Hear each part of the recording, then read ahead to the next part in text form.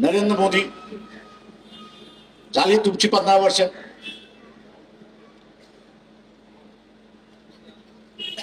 तुमचे सगळे गुलाम आहेत याची मला जाणीव आहे. पण एप्रिल पर्यंत थांबा. तुमच्या 2 रील्स बाहेर काढल्याशिवाय मी राहणार नाही. आता त्या रील्स येऊन द्यायच्या नसतील. त्या रील्स येऊन द्यायच्या नसतील. त्या रील्स येऊन द्यायच्या नसतील. त्या रील्स येऊ द्यायच्या नसतील तर खुर्ची खाली करा. पेन्शन थांबवा.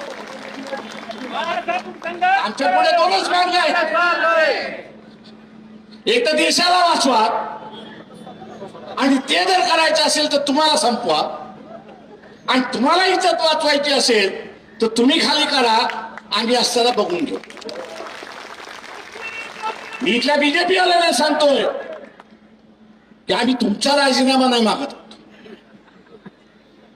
सत्ता ही तुमचीच राहणार आहे. का लोकांनी तुम्हाला 5 वर्षांसाठी निवडून दिले. तुम्ही काही निवडणूक घेणार नाही.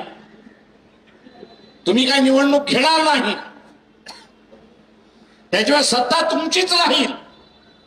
फक्त ती सत्ता राहत असताना भारताचं सार्वभौम ही कायम राहिलं पाहिजे. आणि त्यासाठी तुम्हाला नरेंद्र मोदी याची बळी हा द्यावाच लागणार. उद्याची होळी आहे. बळी कोणाचा द्यायचा. बळी कोणाचा द्यायचा.